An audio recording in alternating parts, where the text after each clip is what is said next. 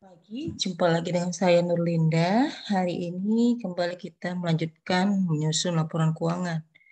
Kembali saya resum, laporan keuangan itu terdiri dari 5 menurut pernyataan standar akuntansi keuangan. Nomor 1, yang pertama itu laporan laba rugi, yang kedua itu laporan perubahan modal, yang ketiga laporan posisi keuangan, yang empat cash flow atau arus kas, yang kelima catatan atas laporan keuangan atau CALK.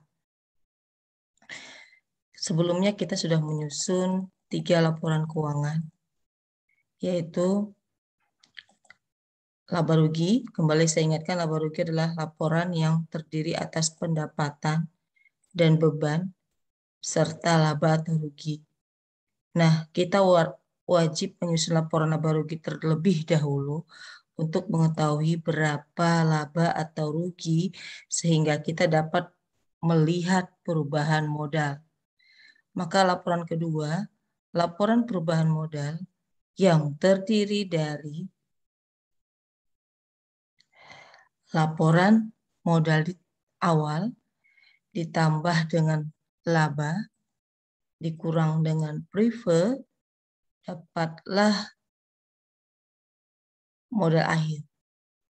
Nah, modal akhir ini akan kita bawa ke laporan posisi keuangan. Laporan posisi keuangan. Nah, laporan posisi keuangan ini berisi harta, kewajiban, dan modal atau owner capital. Jadi kita harus tahu dulu nih dia harta, kewajiban. Nah, harta, kewajiban, dan owner capital. Nah, sekarang kita ada nih uang kas. Uang kas kita ada sebesar 47.900.000. Pertanyaannya dari mana datangnya?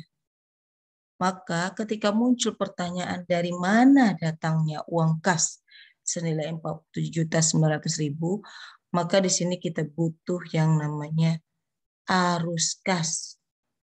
Jadi, arus kas adalah laporan, ya. Jadi, arus kas atau biasa disebut dengan cash flow statement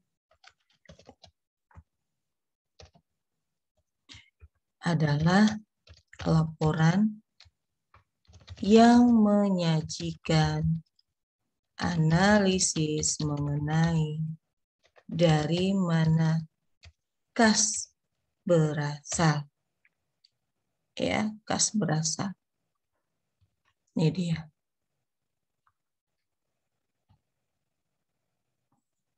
Dari mana kas berasal. Nah, di dalam aturannya, kas itu bisa bersumber dari 3. 1,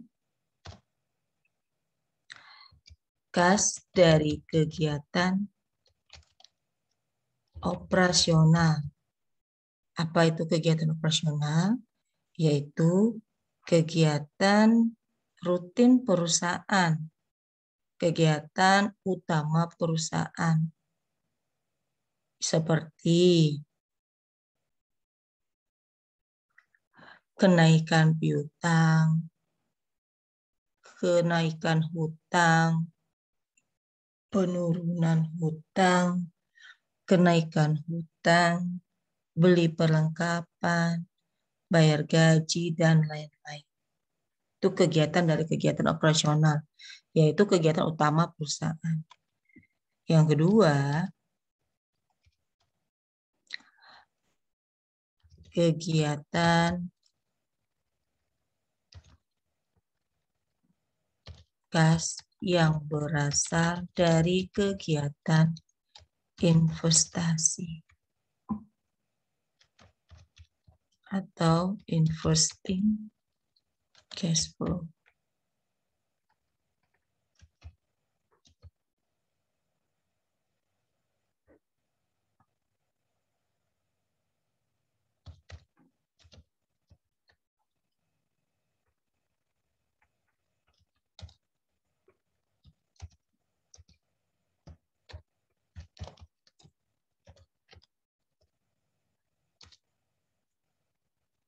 Oke.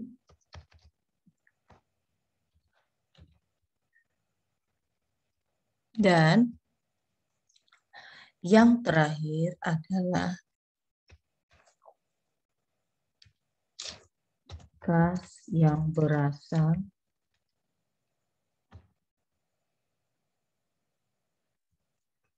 dari aliran pendanaan atau biasa kita sebut cash from financing. Cash from financing activities. Ya, seperti ini ya.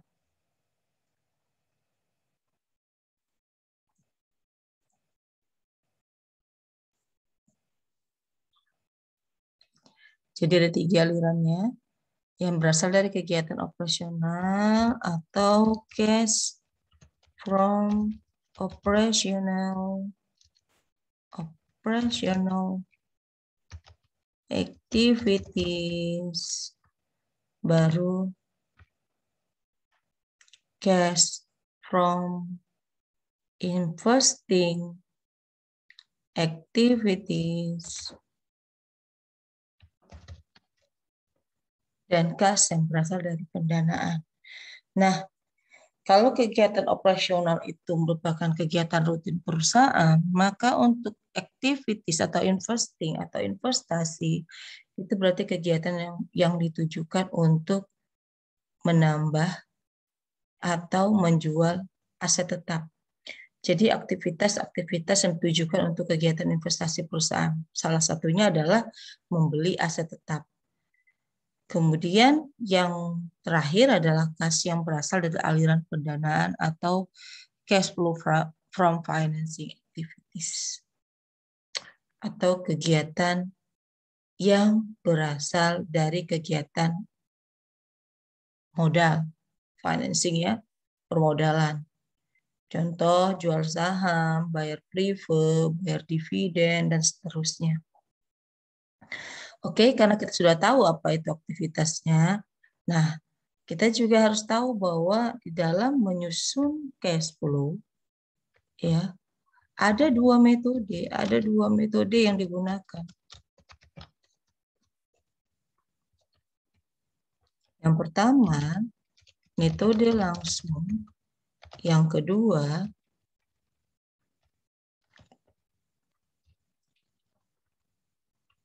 ya, metode langsung. Nah, yang kedua itu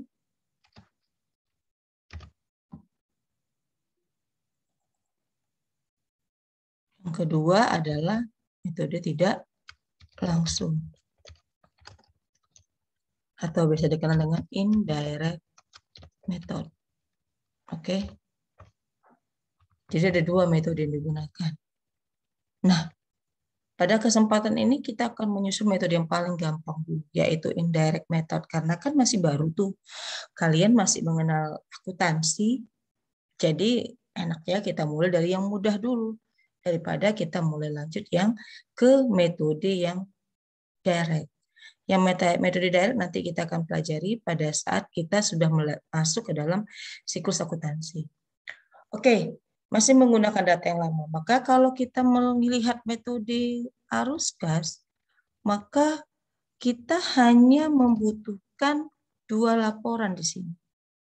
Jadi kalau misalnya persamaan dasar akuntansi dibutuhkan untuk menyusun laporan laba rugi, perubahan modal, posisi keuangan, maka untuk menyusun laporan posisi keuangan, maka untuk menyusun laporan arus kas, laporan sumber yang dibutuhkan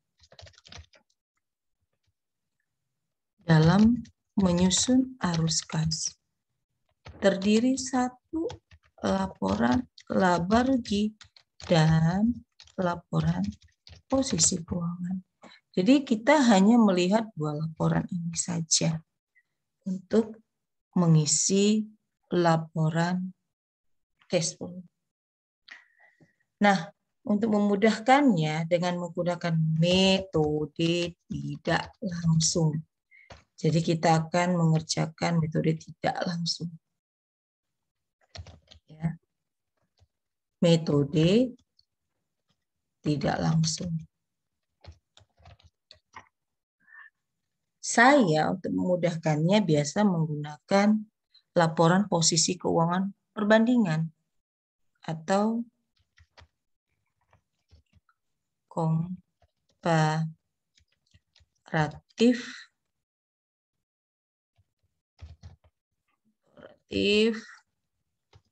of statement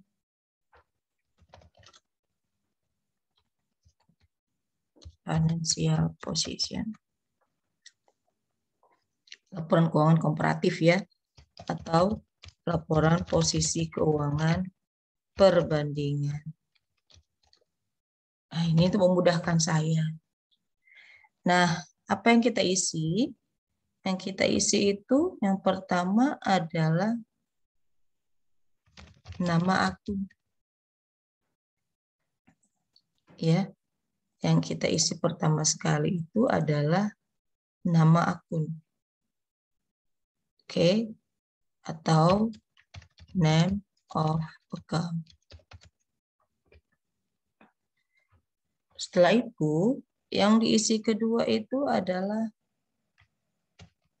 saldo awal, beginning balance. Baru tentunya ending balance. Seperti ini. Baru yang terakhir, penambahan atau pengurangan, plus atau minus. Oke, kita mulai. Yang kita ambillah semua nama akun yang ada dalam laporan posisi keuangan. Statement of Financial Position. Tapi akun, ya. Akun berarti anaknya, bukan mamanya. Yaitu kas, akunnya harta lancar, mamanya harta lancar. Yang kita ambil adalah kas, account receivable, supplies, equipment. Nah, ini kan, ini adalah yang kita butuhkan. Ini yang kita butuhkan. Oke. Jadi, karena ini udah kita dapatkan, seperti ini, ambil uangnya. Ya, tapi ini belum semua, ya kita lengkapin saja. Account payable di posisi liabilities, dan tentunya owner Mr. Nainggolan Capitals. Nah, begini, ambil dari persamaan akuntansi. Ya, kalau yang ini saya insert comment, ambil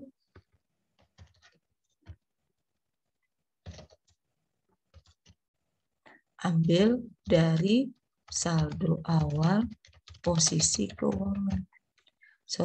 Saldo awal persamaan akuntansi. Ambil dari situ.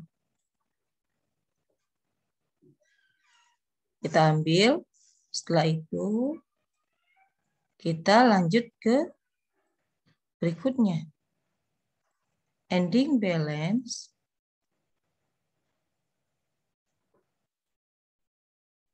kalau ending balance ambil dari saldo atau nilai yang berasal dari laporan posisi keuangan. Nah, kalau kita sudah tahu, enak kita mengerjakannya. Ya, enak kita mengerjakannya. Oke. Ya, udah paham ya? Jadi seperti ini. Nah,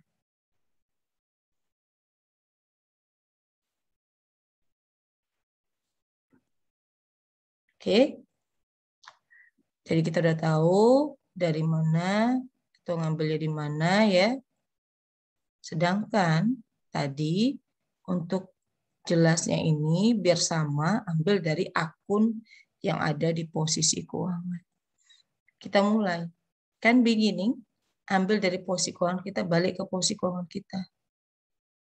Inilah yang mau kita ambil.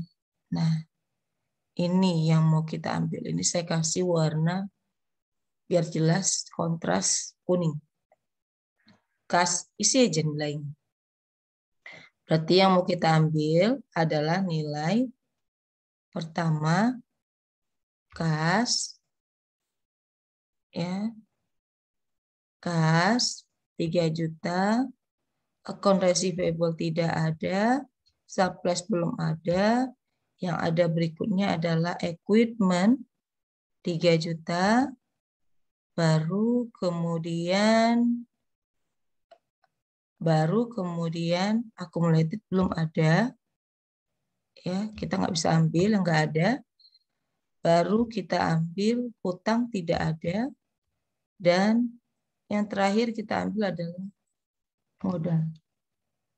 Jadi ini yang pertama sekali, modal awalnya kan, ambil dari saldo awal bersama akuntansi. Nah kalau sudah tahu maka yang ending ambil dari saldo yang berasal dari laporan posisi keuangan. Kita beranjak ke posisi keuangan, ambil aja nilai uangnya seperti ini. Ini kan laporan posisi keuangan, kas, oke. Terus ini, terus supplies. Nah, terus lalu, nah seperti ini. Ambil juga account payable dan terakhir kapital. Nah, inilah ya data-data yang kita butuhkan. Oke, apakah sudah siap? Belum. Ini belum siap. Nah, seperti ini.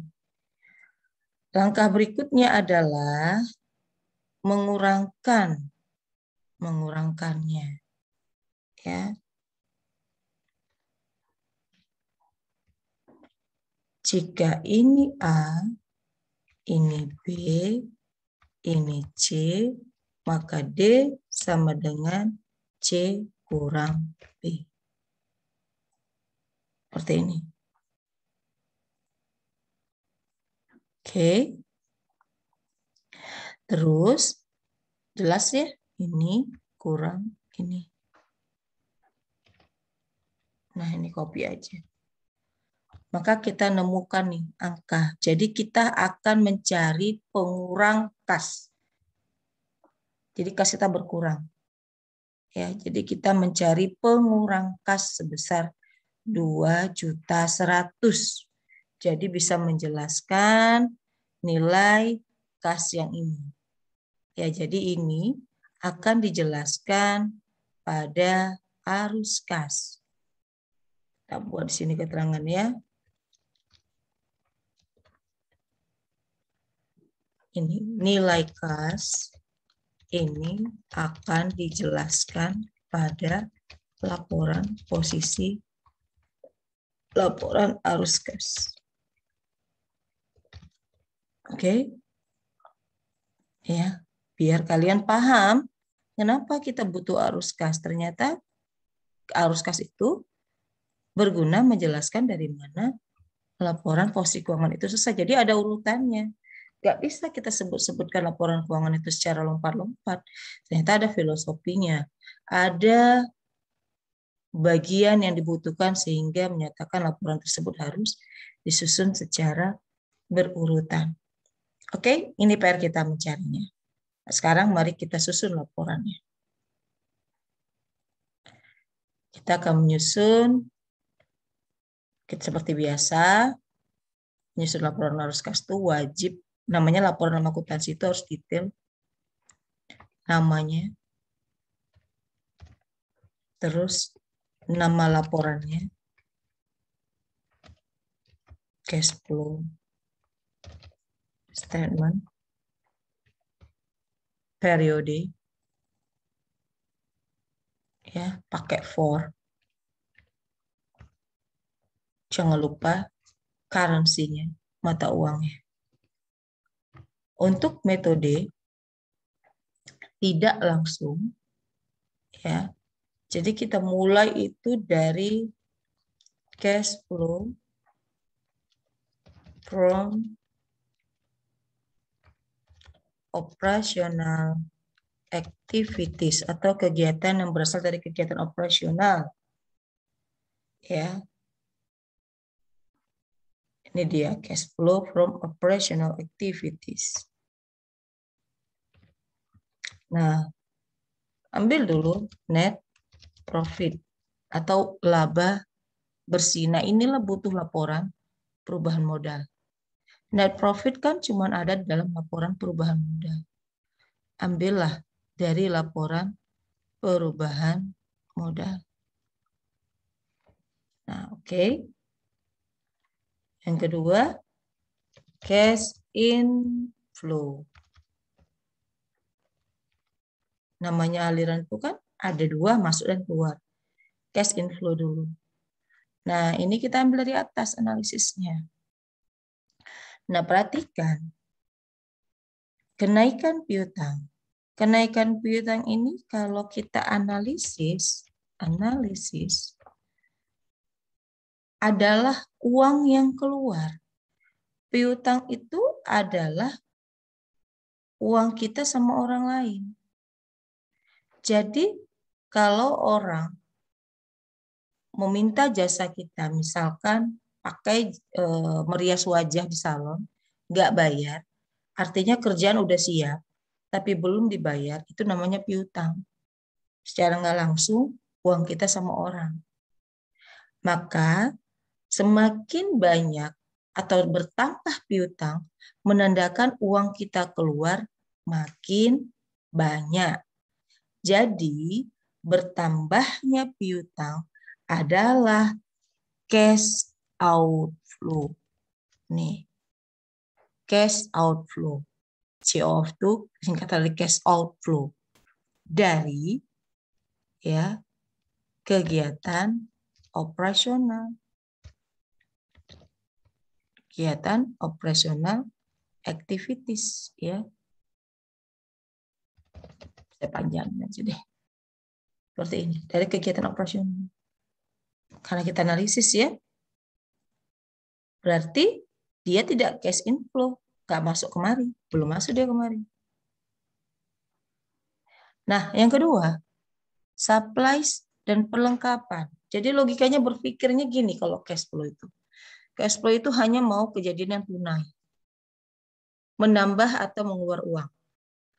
Pertanyaannya kan, di saldo awal tidak ada, menjadi ada.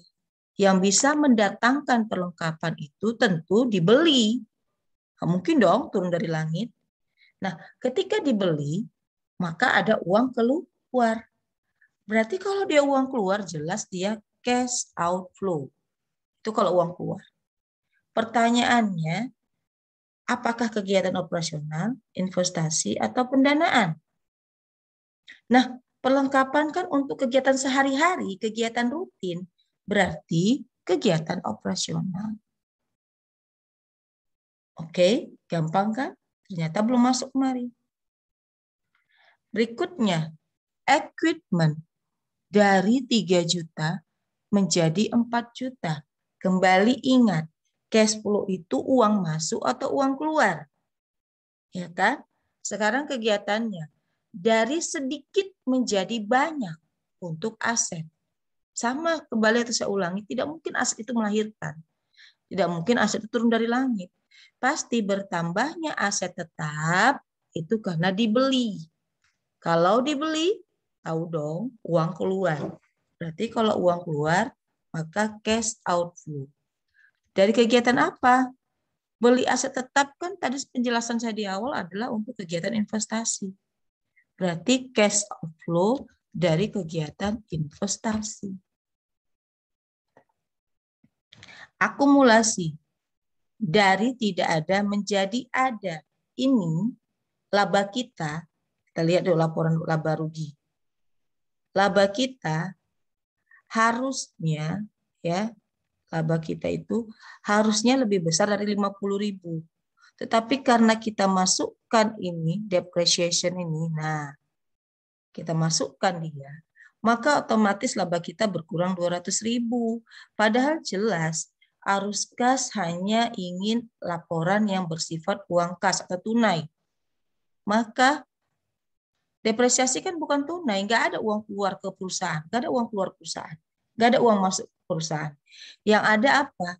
Dompet satu pindah ke dompet yang lainnya. Kan kita menyisihkan harga perolehan dari aset tetap, kalau nanti jika dia tidak bisa digunakan lagi dapat dibeli kembali atau ketika rusak dapat diganti.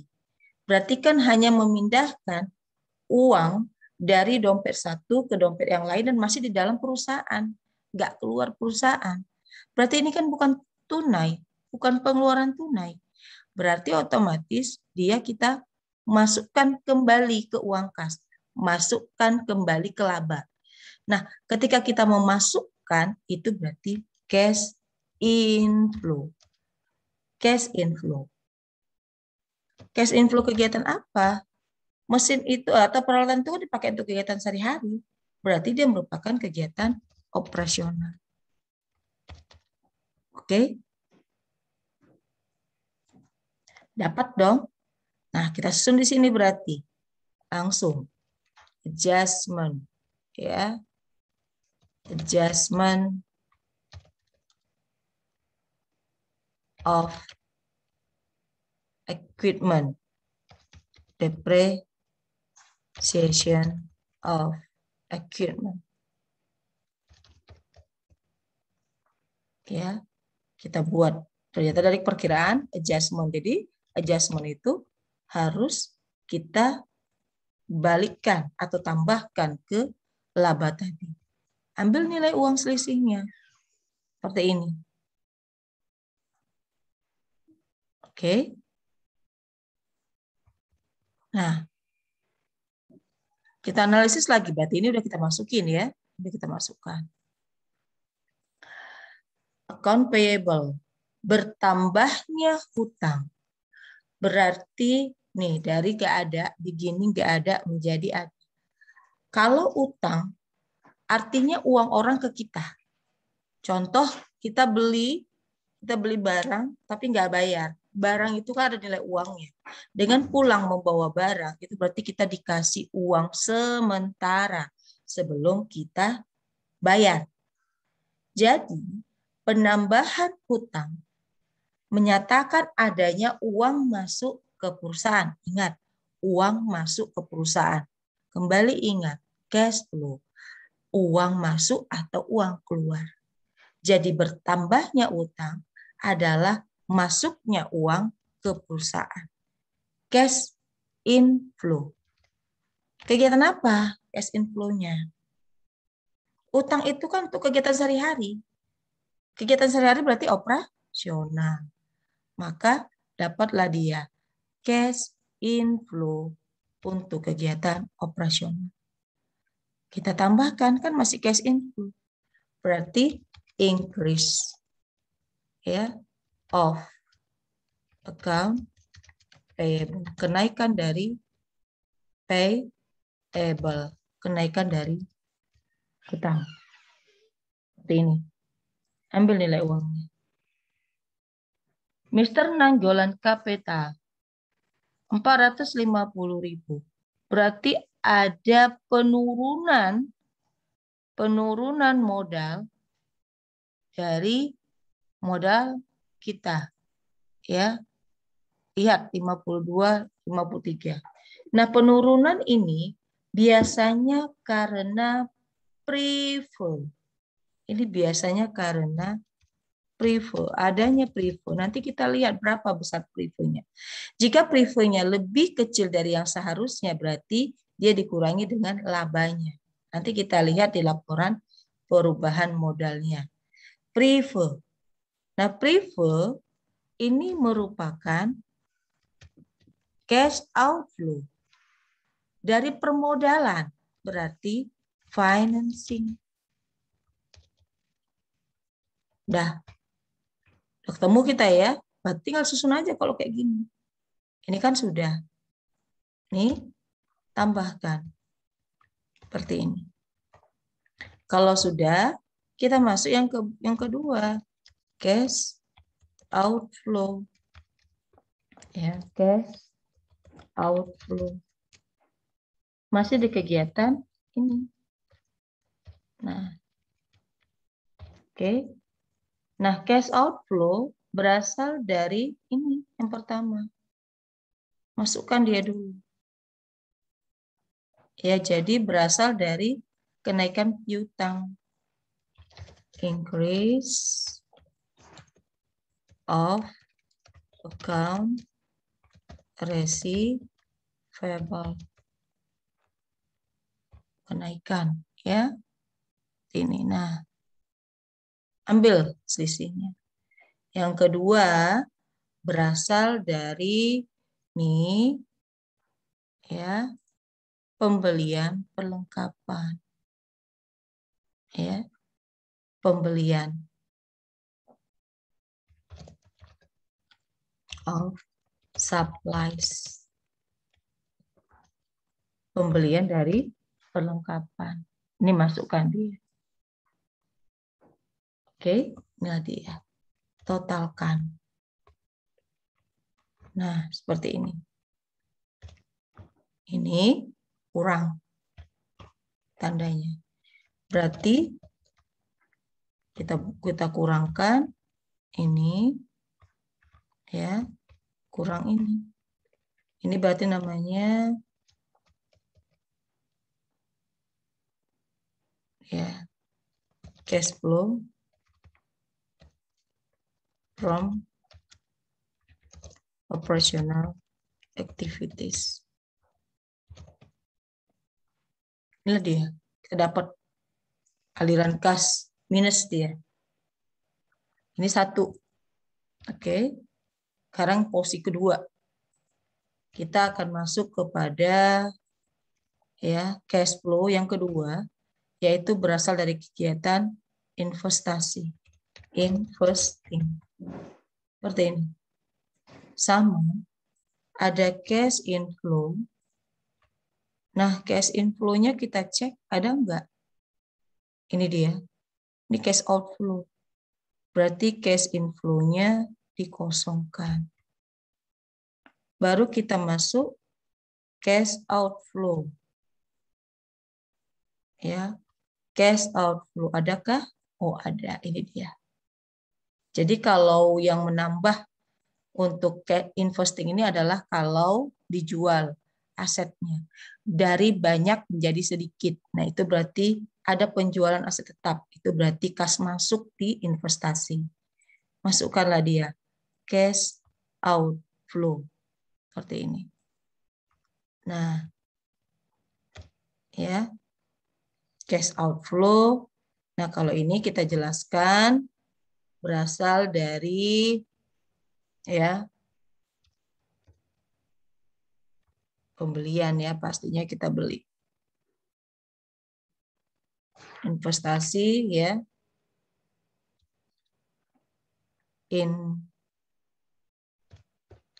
Investing on equipment. Ya, seperti ini. Tetap tandanya dikurang ya. Dikurang. Seperti ini ya. Jadi kita sudah dapat. Ini kita pindahkan aja langsung kemari. Inilah cash flow. Ya, cash flow yang berasal dari kegiatan investasi. Oke. Berarti yang ketiga selesai. Ada lagi. Yang ketiga, cash flow dari kegiatan permodalan atau financing atau kegiatan pendanaan. Pendanaan itu kegiatan mendatangkan modal kepada perusahaan. Sama cash inflow. Cash inflow-nya ini kalau ada penambahan modal, penambahan untuk modal ya. Ini kan nggak ada nih. Yang ada ini malah pengurang. Ini dia. Malah pengurang. Yaitu prefer ya. Jadi kita masukkan cash inflow-nya 0, baru kita masuk cash outflow, ini pasti dari prefer.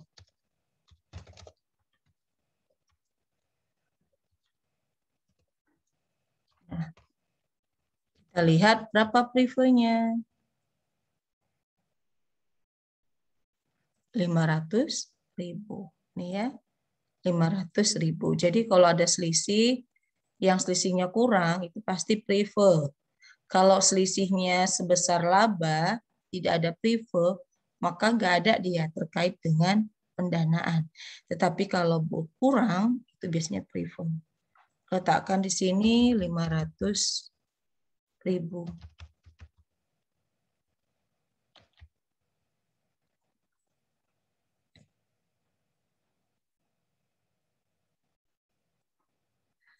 Oke. Ini sama juga. Kurang ya. Nah, inilah disebut dengan cash flow from financing activities. Oke, sama dengan totalkan semuanya, ya, totalkan semuanya seperti ini, totalkan, ya.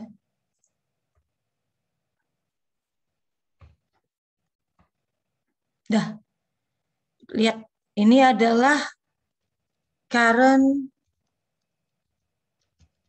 ya, pengurangannya, current cash flow saat ini.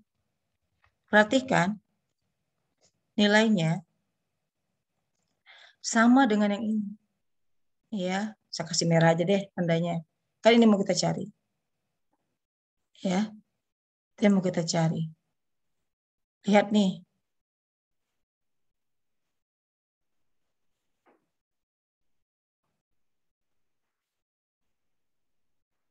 Lihat. Nah, kan sama ini. Ya, sama dia. Ini saya tegaskan garisnya. Biar kelihatan.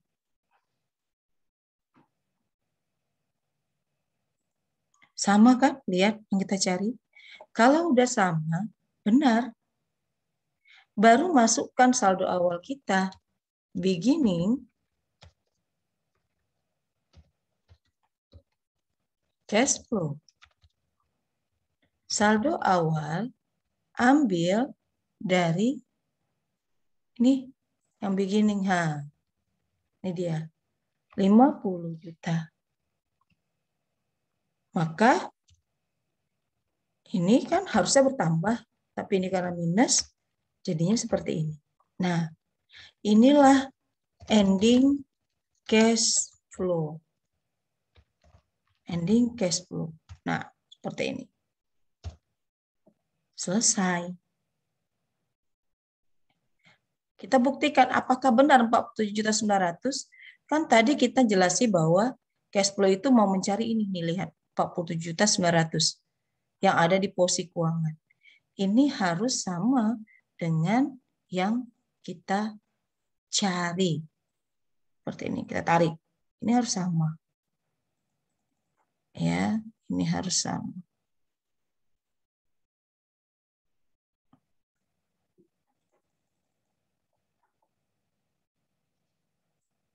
Perhatikan. Nah, lihat. Ini yang kita cari tadi. 47.900.000. Terjelaskanlah yang ada di dalam laporan posisi keuangan. Nah, ketika atasan kita bertanya, kenapa uang kas kita 47.900.000, kita bisa menjelaskan bahwa uang kas kita tersebut berasal dari laba 50.000, terus berkurangnya karena aliran operasional 650, berkurang karena kita beli aset peralatan 1 juta, dan berkurang karena ada pengambilan pribadi sebesar 500.000. Terjelaskanlah 47.900.000 dari mana. Inilah tentang cash flow. Mudah kan? Nah, ini laporan kita yang keempat. Terakhir, laporan kita yang kelima. Kita akan menyusun laporan kelima. Laporan kelima kita itu adalah laporan yang berisi atau bercerita tentang catatan atas laporan keuangan. Gak ada hitung-hitungan di sini. Ya. Gak ada hitung-hitungan di dalam laporan CALK. CALK atau catatan atas laporan keuangan. Bukan catatan si boy ya, tapi catatan atas laporan keuangan. Atau Notes of Financial Position.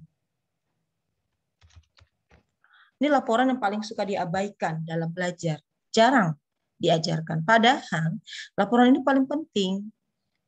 Perusahaan itu terbukanya atau seluruh informasinya ada di CALK. Tak ada rahasia di CALK.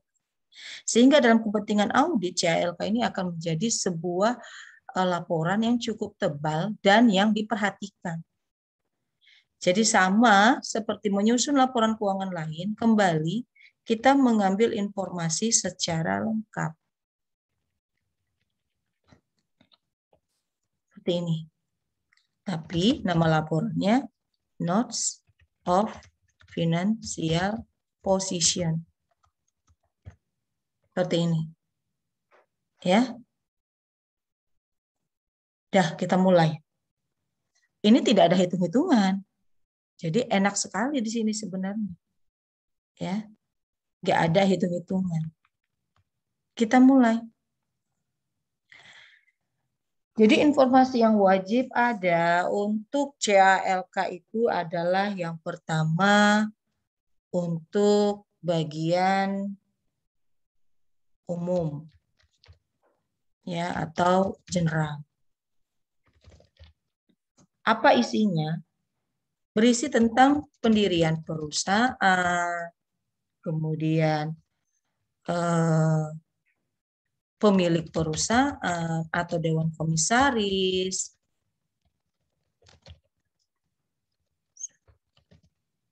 ya, dewan komisaris kalau di perusahaan berbentuk PT ya. Kemudian yang ketiga, ini paling utama. Ini yang pertama, informasi umum. Ya, jadi general information. Ini ya, jadi informasi umum yang pertama sekali. Nah, kita cerita tentang pendirian perusahaan dulu.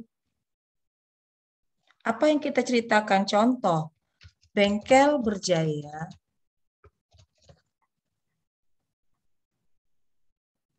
maka kita buat adalah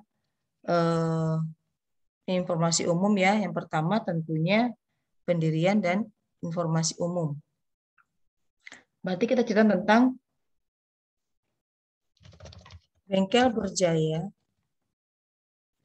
didirikan, namanya informasi umum kan, didirikan di Indonesia pada tanggal, misalkan kita buat 1 Januari 2019. Ya, dengan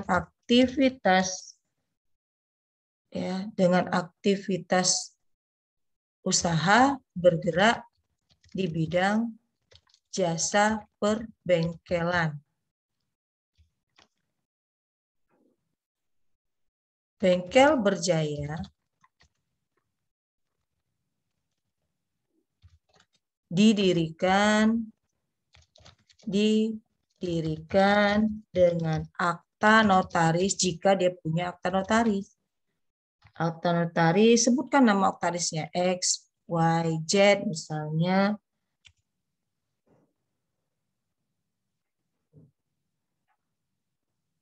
Ya, misalnya X, Y, Z, udah tahu lah kita ya kan. Nah, ini kan informasi umumnya. Nah, masukkan kalau misalnya punya nomor dengan nomor akta notaris, misalnya 1, 2, 3, 4, 5, 6 A, B, C, D, misal. Nah, ini seperti ini. Yang lain-lainnya bisa dikembangkan. Ya, karena yang pertama terkait dengan pendirian perusahaan. Dah, baru kepemilikannya. Kepemilikan dia itu dari siapa aja yang punya. Itu bisa kita sebutkan. Kalau misalnya kepemilikan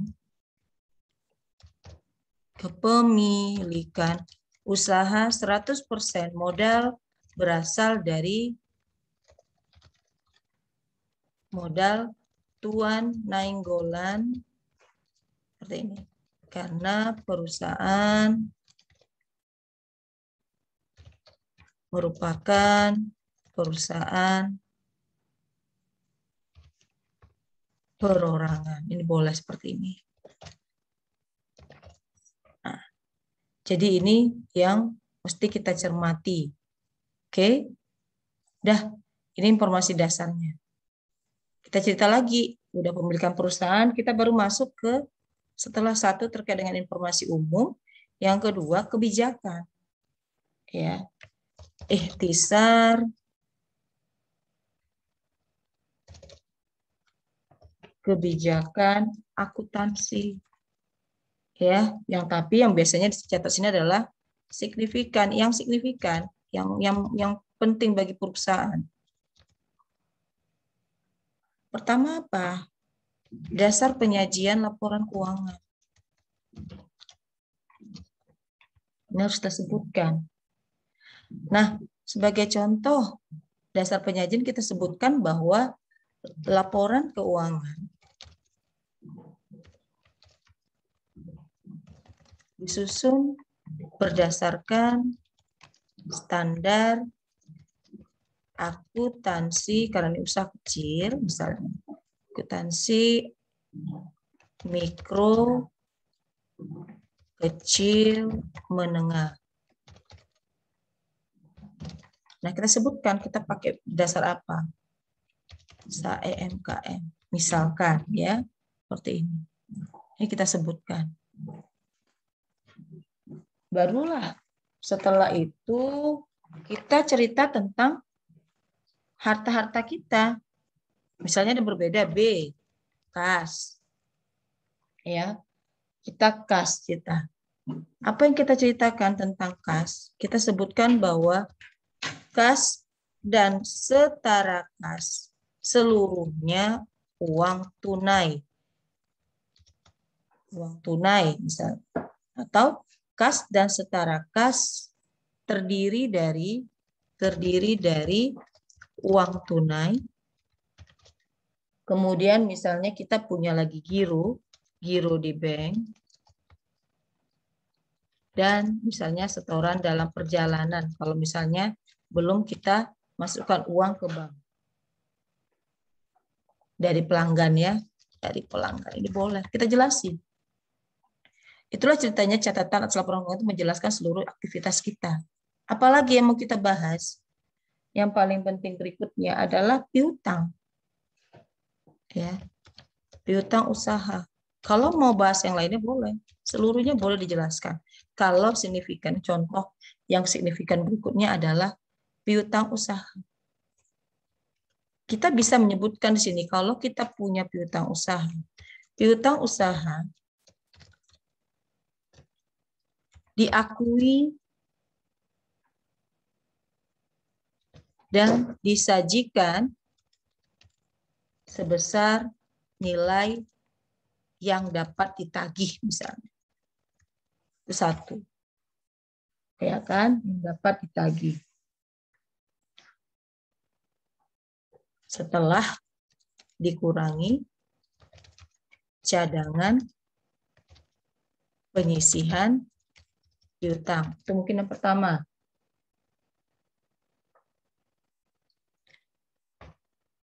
Oke, itu yang pertama.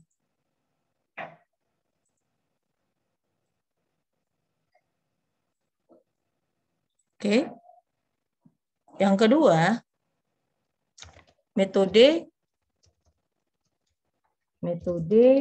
penyisihan piutang menggunakan metode cadangan. Penyisihan nanti kita pelajari di semester berikutnya, di intermediate accounting. Oke. Baru kita sebutkan apakah piutang kita itu ada pihak yang berafiliasi. Piutang, ya, piutang termasuk di dalamnya piutang yang berafiliasi dengan pemilik. Artinya misalnya pamannya, keponakannya, ada hubungan dia yang berafiliasi itu, ya. Ini dia. Sebutkan semuanya. Misalnya piutang ditagih setiap 30 hari sekali atau jatuh tempo. Ya. Cukup kita bahas seperti ini. Berikutnya, aset tetap. Yang paling penting berikutnya tentunya aset tetap. Ini tergantung perusahaan menyatakan mana yang paling penting atau enggak. Nah, aset tetap kita sebutkan. Yang pertama terkait dengan perolehannya. Satu, aset tetap disajikan dengan nilai perolehan atau nilai wajar aset tetap. Boleh seperti ini. Ya. Dua, nilai wajar. Yang kedua, atau kalau misalnya nilai perolehan, catatlah mengapa kedua. Yang kedua, aset tetap disusutkan dengan menggunakan misalnya metode garis lurus seperti ini. Atau sebelum ini kita buat aset tetap disajikan dengan akumulasi penyusutan aset tetap. Baru yang ketiga, aset tetap disusutkan dengan menggunakan metode garis lurus. Nah, itu misalnya kita sampaikan. Atau yang lainnya terserah mau disampaikan apa. Ya, seperti itu. Baru misalnya, utang usaha. Boleh ini kita sebutkan juga. Satu, ya, utang usaha merupakan utang yang bersumber dari pihak ketiga. Ya, ini boleh disebutkan seperti itu. Kalau mau disebutkan. Dan lain-lain informasinya. Ya, terkait dengan utang misalnya ada. Apapun itu kita sebutkan. Ya. Baru kita cerita kalau misalnya modal, tentang modal. Nah kan kita nggak tahu tuh modalnya siapa. Modal. Sebutkan, modal merupakan modal pemilik. Dan pengambilan dan pemilik dapat mengambil dana untuk kepentingan pribadinya yang disebut dengan rival. Itu boleh. Sebutkan saja. Namanya juga kita memberitahu bahwa ada aktivitas perusahaan terkait dengan kebijakan akuntansi signifikan. Ini kan signifikan. Berarti kalau berkurang uang udah tahu kita, itu berarti pengambilan dari si pemilik itu sendiri. Ya, seperti itu. Ini terkait dengan kebijakannya. Ada lagi nggak yang mau kita informasikan? Nah, kalau sudah informasi umum, ini yang kita mau sajikan. Yang pertama informasi umum, yang kedua adalah ikhtisar kebijakan signifikan, maka yang berikutnya yang ketiga adalah kita harus memberitahu mengenai sumber ketidakpastian. Misalnya,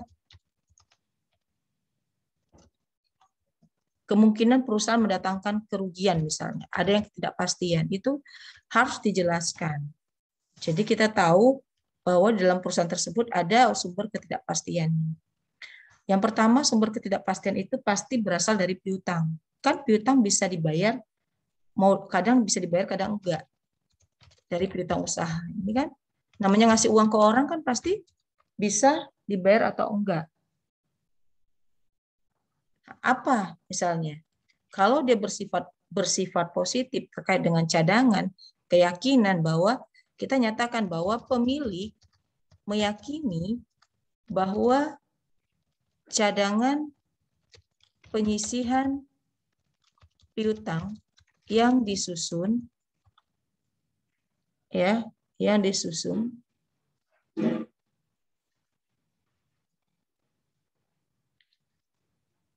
akan atau gini, pemilik keyakinan meyakini bahwa cadangan penyisihan piutang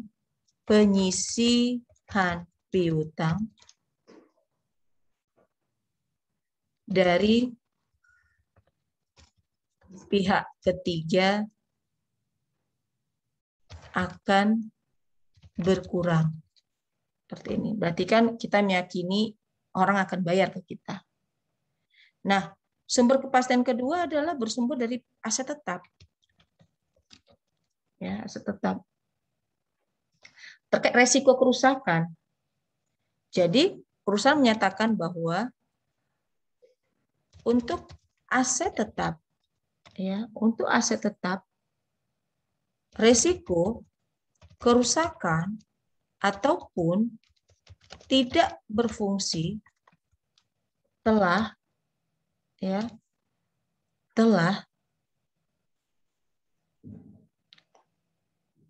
diperkirakan senilai sebutkan aja misalnya 1.500.000 kalau kita punya hadiah dan telah diasuransikan. Ya. Jadi telah diasuransikan. Jadi kita mengasuransikan ya untuk aset tetap. Nah, ini ya diperkirakan senilai 1.500.000. Ya, jadi kita memperkirakannya ya dan telah diasuransikan. Jadi kita telah mengasuransikan kemungkinan rusak dari aset tetap tersebut ya. Kita sebutkan. Nah, ini terkait dengan aset tetap atau kita meyakini bahwa aset tetap yang kita sajikan itu bernilai wajar. Ya, kami meyakini bahwa nilai aset tetap per 31 Januari, kan laporan keuangan kita 31 Januari, ya. Tahun berapa ya? Saya lupa tahunnya. Tahun 2020. Tahun 2020 adalah sebesar nilai tercatat. Jadi ini kita akui. Ya. Jadi kalau yang bagian atas ini kita mengasuransikan, ya. Kita mengasuransikan. Nah, yang bawah ini kita meyakini. Baru yang terakhir terkait dengan instrumen keuangan. Masih banyak yang lain ya, ini contoh. Jadi ini contoh kita membuat CALK.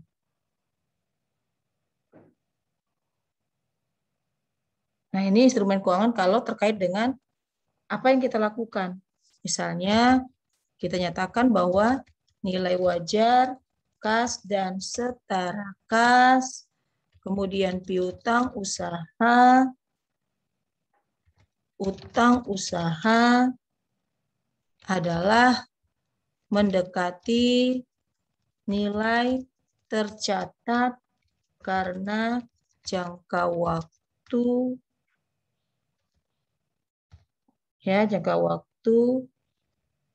yang pendek dari instrumen keuangan tersebut. Jadi instrumen keuangan tersebut merujuk pada nilai kas dan setara kas. Itu ya. Udah, ini cukup saya pikir. Kalau semakin banyak perusahaan, semakin besar perusahaan, maka catatan keuangannya semakin lengkap. Kalau masih kecil kayak kita, seperti ini cukup. Inilah laporan keuangan terakhir. Jadi wajib kita nyatakan. Terus Bu, kalau di soal tidak ada, di soal nggak ada nih, nggak ada tentang informasi tentang perusahaan. Bagaimana? Untuk latihan kita belajar aja, kita tulis aja. Seakan-akan perusahaan tersebut adalah perusahaan kita. Jadi kita mencatat tentang informasi yang utama. Kita jelaskan aja.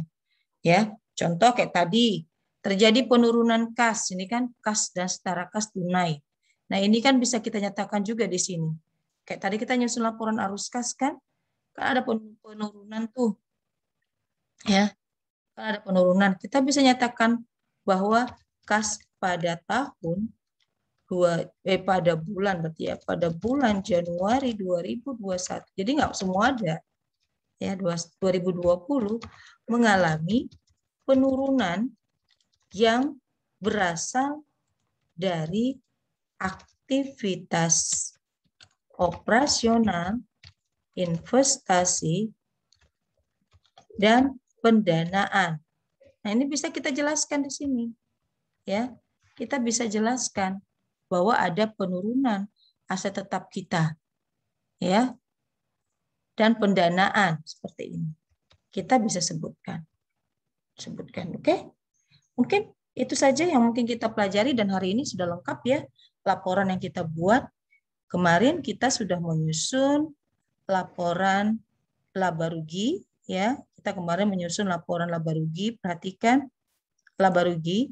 Cari dulu atau buat laporan laba rugi untuk mendapatkan laba karena laba tersebut akan berpengaruh kepada laporan perubahan modal yang menghasilkan modal akhir, dan modal akhir tersebut harus masuk ke dalam laporan posisi keuangan, kemudian laporan posisi keuangan tersebut atau kas di dalam laporan posisi keuangan ini 47.900.000 dijelaskan di dalam laporan arus kas seperti ini. Nah, arus kas, kemudian seluruh overall kegiatan aktivitas perusahaan dijelaskan di dalam catatan atas laporan keuangan. Ini hasilnya, catatan atas laporan keuangan. Ya, jadi kalian paham terhadap aktivitas-aktivitas laporan keuangan. Selamat menyusun laporan keuangan, semoga memahami dan semoga mampu menaklukkan akuntansi. Sekian, terima kasih. Selamat mencoba.